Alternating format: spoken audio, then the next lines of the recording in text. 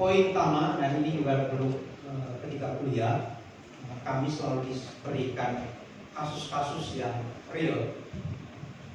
Kalau mau merugikan di tribunal ya, jadi memang kasus real dan kami coba memecahkan itu.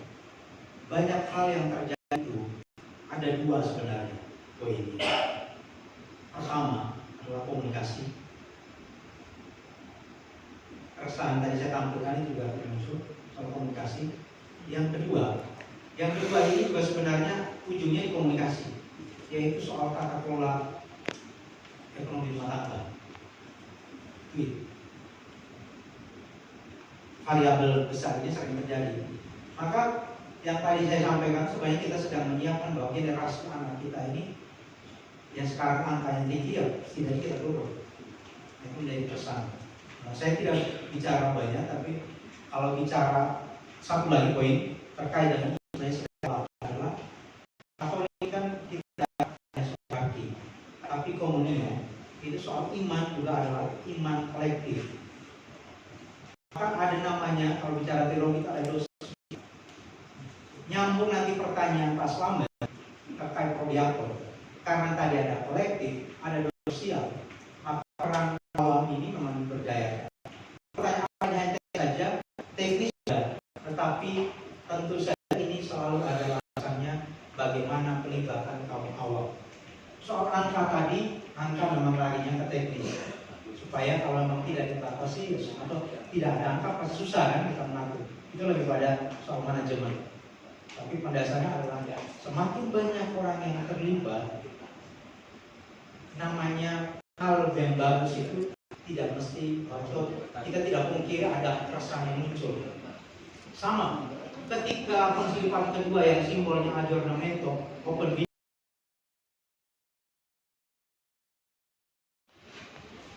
bayangkan analogi kanan. Saya nggak tahu bahwa di situ ternyata membuat apa. Tutup raga kita langsung dikritik bisa. Tetapi dengan prinsip kita justru itu tadi saya anggap kita sebagai sebuah keadaan, kita mesti bersyukur. Kayak itu kita lakukan apa. Dan yang pernah saya sampaikan ke tim yang ini, kalau ada keresahan itu, apa yang mesti kita lakukan? Pembinaan dan pendampingan harus sering berikan pemahaman KKPC liturgi supaya kesakralan tadi itu orang paham. Belum tentu orang yang misalnya yang kita lihat dia ini nggak menghargai sakramen, itu dia melakukan dengan sadar dan tahu loh, tahu, sadar dan bebas. Belum tentu. Kan bisa jadi itu asumsi kita. Maka kita perlu tahu tadi, perlu ada katekese yang penting. Saya kalau nggak salah di grup liturgi saya pernah ngajak, bisa nggak prodiakon terlibat di katekese? Saya bantu, saya nanti bantu bisa jawab. Karena kita perlu itu. Jadi itu yang bisa saya jawab. Jadi selalu ada landasan-landasan buat keterlibatan. Dan bicara keterlibatan kaum awam ini kan sudah ada di konsili juga. Gitu ya. Baik, terima kasih. Kita waktu 2 menit lagi. Itu sekarang satunya cucu adalah 10 cucu. Jadi 8 tinggal 7 itu mempunyai karakter masing-masing. Ini ada satu kesatuan dalam besar. Jadi keluarga besar berarti. Nah itu dengan demikian kita mempunyai anak kami itu umur dan karena yang membantu bukan dari anggota sendiri, tapi kita sendiri dari luar kita yang dikatakan itu kita karena kita menghargai yang lain, kita menghargai saudara.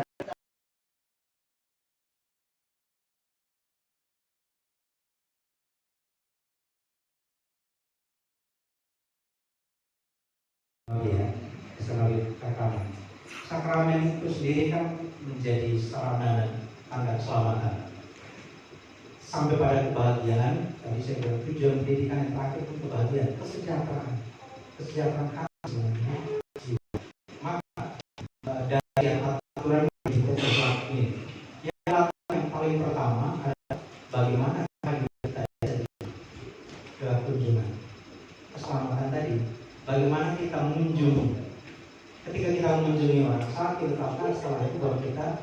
memastikan bahwa kita bisa membawakan simbolnya, yaitu sakramennya.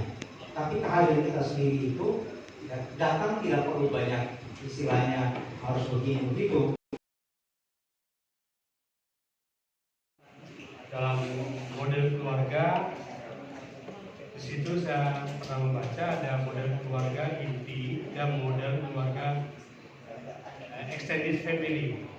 Ya, dalam keluarga extended family didefinisikan bahwa dalam keluarga itu satu keluarga besar terdiri dari beberapa kepala keluarga, dan di situ ada ipar, mungkin nenek cucu dalam satu keluarga besar itu. Tapi fungsi masing-masing kepala keluarga itu ada. Mungkin menantu punya nafkah sendiri, mertua punya nafkah sendiri, ipar punya nafkah sendiri, tapi hidup dalam satu rumah tangga yang besar. Nah, dalam pertanyaan saya, bagaimana cara menumbuhkan iman Kristiani, iman Katolik khususnya, dalam membesarkan anak supaya tumbuh subur dalam Kristiani, bagaimanapun juga kontribusi dalam keluarga itu pasti ada. Anaknya sudah dididik seperti ini, lalu oleh kakek neneknya ya, atau oleh om tantenya, lalu diperlakukan berbeda atau lebih lunak ya, sehingga anak juga mengalami kebingungan ya. Seringkali terjadi seperti itu. Apa yang tidak dibolehkan oleh orang tua sama kakek neneknya lalu dimanja ya, sama om tantenya diberikan. Nah, ya tentu saja di sini kembali lagi tadi peranan orang tua yang paling utama sebagai pendidik utama dan terutama dalam keluarga.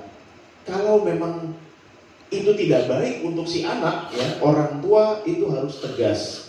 Ya, orang tua harus tegas mengatakan kepada kakek neneknya, ya, kepada orang tuanya sendiri, mengatakan kepada ipar-iparnya, kepada adiknya, bagaimana anak ini harus dididik. Jangan sampai kemudian anak karena di keluarga besar, apa yang tidak boleh oleh orang tuanya, dia kemudian lari ke neneknya, lalu dibolehkan, lari ke kakeknya, lalu kemudian dibolehkan. Nah, ini membuat kacau pendidikan anak, terutama biasanya hal-hal moral ya.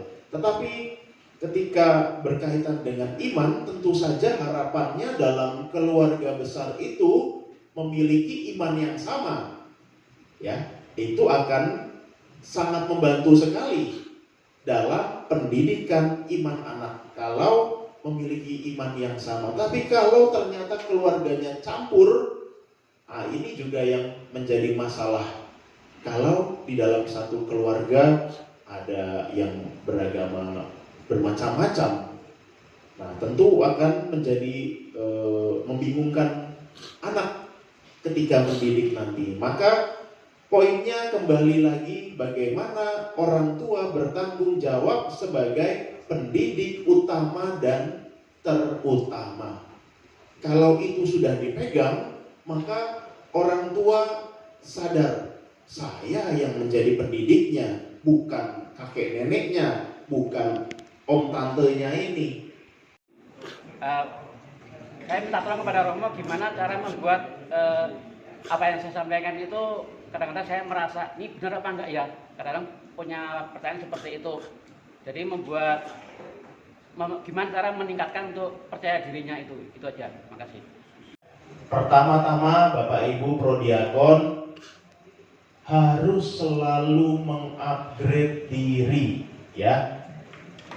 Memang saya tidak punya latar belakang sekolah teologi, saya tidak punya latar belakang sekolah kata ketik, saya tidak punya latar belakang Alkitab.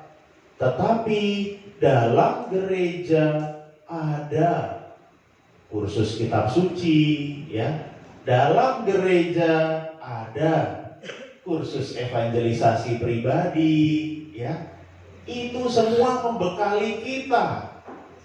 Maka kalau sudah jadi prodiakon, jangan merasa cukup. Oh ya sudah, saya sudah prodiakon, nggak perlu lagi itu semua. Justru harus mau belajar, harus mau upgrade sadar saya nggak punya latar belakang apapun, saya ikut CAP, saya ikut EJ, saya ikut kursus kitab suci, ya. Bapak Ibu Saudara-saudari, gereja punya itu. Anda nggak perlu saya harus cari sekolah tinggi filsafat Triarkana dulu nih, ya, untuk jadi itu. Tidak, dalam gereja ada, tetapi faktanya yang ikut kursus kitab suci sangat sedikit, ya. Kalau sudah berkaitan dengan kitab suci, rasanya orang-orang Katolik itu malas. Kita bukan orang Kristen yang baca kitab suci, bawa kitab suci. Salah. Justru kita punya 3 pilar dan kitab suci salah satunya, bukan satu-satunya. Kita punya kitab suci, tradisi, magisterium. Ini semua harus kita pelajari juga. Ya, sudah kitab suci kita malas, magisterium nggak tahu juga apa itu magisterium. Tradisi suci jangan-jangan nggak tahu juga. Nah, kayak gitu bagaimana mau menjadi prodiakon? Maka harus mengupgrade diri supaya saya punya pemahaman, supaya saya punya pengetahuan banyak. Kalau perlu tanya sama romo paroki. Kalau perlu di YouTube itu belajar gampang. Ya, sudah banyak channel-channel Katolik, ya. Bible Learning with Father Joseph, ya. Kakit, ya, Romo Bayu Istimur. Ada banyak romo-romo YouTuber, ya, yang memberikan pengajaran-pengajaran di YouTube. Nah, itu kita juga bisa belajar juga dari situ, mendengarkan dari situ, ya. Jangan dari pendeta-pendeta, ajarannya berbeda, ya. Jangan dari khotbah-khotbah pendeta, ya, itu sudah berbeda ajarannya, ya. Setia pada ajaran gereja Katolik. Maka supaya tidak minder, supaya kita pede ketika memberikan renungan kepada umat di lingkungan atau dimanapun ketika bertugas, saya harus mempersiapkan diri, saya harus mengupgrade diri, saya belajar. Oh, bacaan besok saya ibadat dari Injil Markus. Sekian bab sekian. Saya cari, saya baca dulu, saya renungkan dulu, lalu saya cari tafsirnya seperti apa. Ya, kita itu Katolik paling enak. Kenapa? Karena kita sudah punya tafsir gereja. Jangan menafsirkan sendiri, ya. Jadi Protestan Anda kalau menafsirkan sendiri, ya. Ada tafsir gereja. Ada banyak buku tafsir Injil Matius, tafsir Injil Markus. Nah, baca dari situ dalam mempersiapkan renungan, dalam mempersiapkan homili singkat untuk ibadat sabda yang Anda pimpin. Semacam nasihat. Maka kalau tadi sempat ngobrol dengan saudara saya ini bahwa menjadi prodiakon ini ternyata banyak berkat, dan sering dalam kehidupan saya pun, dalam situasi-situasi sulit pun saya diberikan kemudahan dan berkat. Pernah satu peristiwa, mungkin ini izin sharing sedikit Ibu Bapak. Saya kehadiran adik dari Flores, dia hanya modalkan KIS, sudah kemana-mana di Flores rumah sakit, namun tidak bisa dan dirujuk ke Jakarta. Sampai di Jakarta harus direkomendasikan ke rumah sakit IPA. Jadi berarti minimal Fatmawati, Cipto, dan seterusnya. Ternyata pada saat yang bersamaan, kebetulan di paroki saya persis di bulan Oktober sampai Desember waktu itu sudah mulai berjalan. Maka bagi saya hanya iman saja yang saya yakini bahwa memang betul ya kuasa Tuhan yang akhirnya kami dipanggil untuk menjadi prodiakon. Dan saya bilang, Tuhan, kalau memang Tuhan memberi saya kesempatan menjadi prodiakon, maka saya minta Tuhan tolong bantu saya dan izinkan adik saya sehat dan pulang dari sini dalam keadaan sehat ke Flores. Dan puji Tuhan, semuanya dimudahkan. Dengan modalkan KIS, saya tembus Fatmawati, dan puji Tuhan sampai sekarang sehat, dan dia juga sama seperti saya menjadi pelayan gereja juga di sana. Maka menurut saya